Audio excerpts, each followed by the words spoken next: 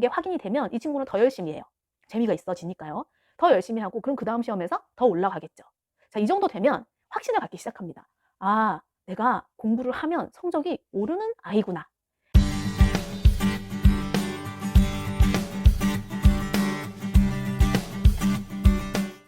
안녕하세요. 자기주도력 발전소입니다. 오늘은 오랜만에 어머님들께 드리는 영상을 만들어 봤습니다. 물론 우리 학생들도 도움이 되긴 하지만 어른 입장에서 아이를 어떻게 잘 키울 수 있는지에 대해서 조금 더 집중적으로 말씀을 드려 볼게요. 오늘의 주제는 성적 향상의 원리입니다. 여러분은 혹시 성적이 어떻게 향상되는지를 관찰해 보신 적이 있나요? 저는 20년간 학교에 근무하면서 많은 학생들을 봤잖아요. 그런데 학기 초에서 학년 말이 가면서 혹은 졸업할 때쯤 돼서 굉장히 괄목할 만한 성장을 거두는 친구들이 있어요.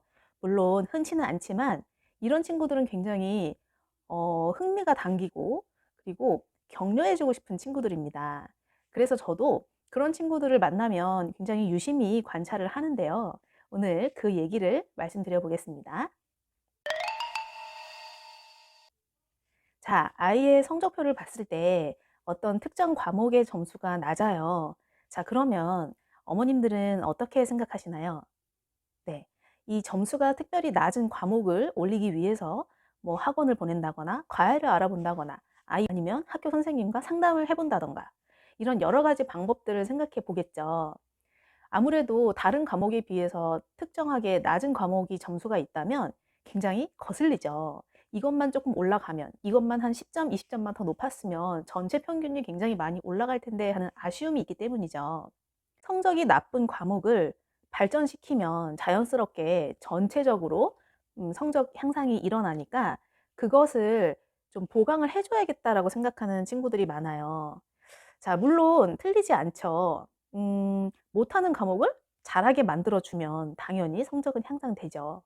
하지만 놓치고 있는 부분들이 있습니다. 뭐냐 하면 이 학생이 상위권이냐 하위권이냐에 따라서 좀 달라져요. 만약에 상위권 학생이라면요. 전체적으로 성적이 우수한데 어떤 특정한 과목이 낮은 경우 이거를 끌어올려주는 건 의미가 있거든요. 그런데 중하위권, 즉 상위권을 제외하고 나머지 중위권, 하위권 학생의 경우는 이 방법이 통하기는 어렵다. 자, 왜 그러냐 하면요. 이미 그 과목의 점수가 낮다는 거는 이게 어렵다는 거예요. 이 친구한테는. 예를 들어서 다른 과목은 그냥 그저 그런데 특별히 수학이 낮아요.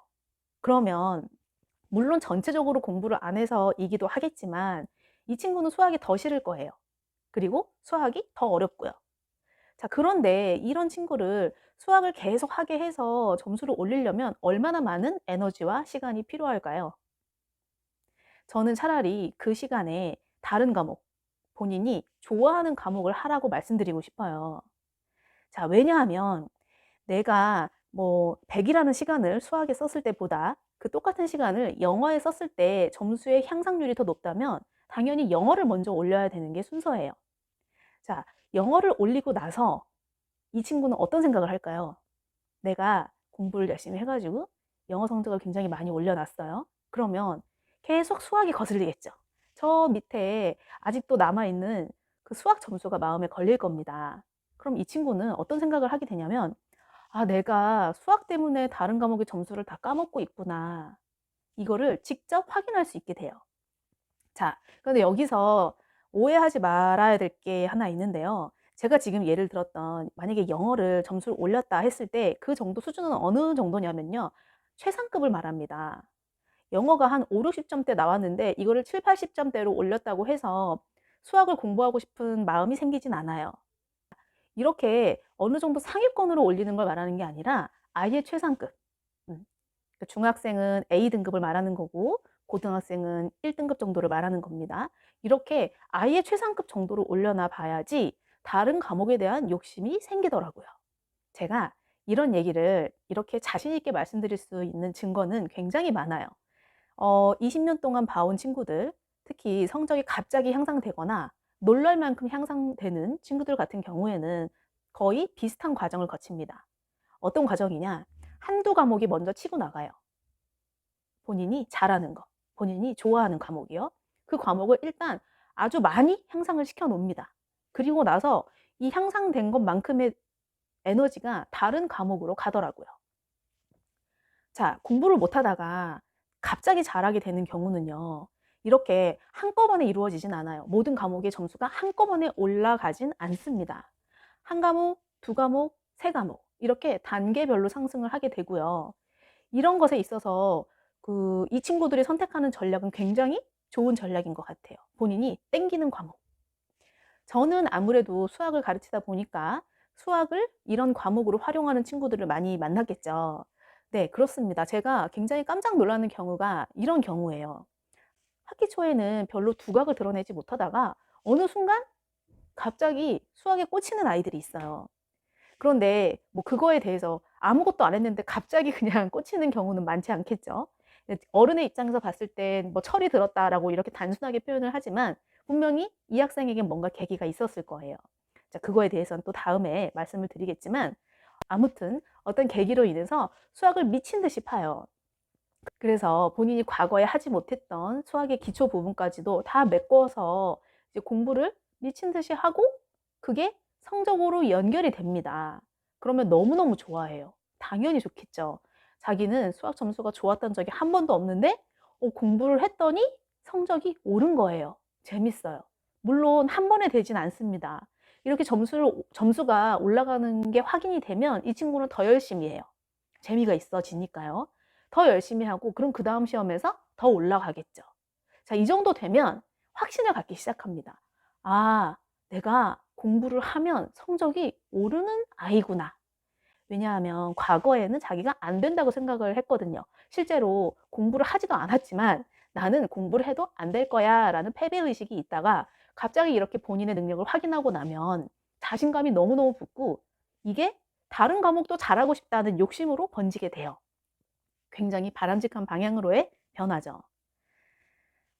이런 학생이 흔하진 않아요, 물론. 매년 뭐 있는 것도 아니고, 그렇지만 저는 굉장히 바람직한 그 변화라고 생각을 하고요.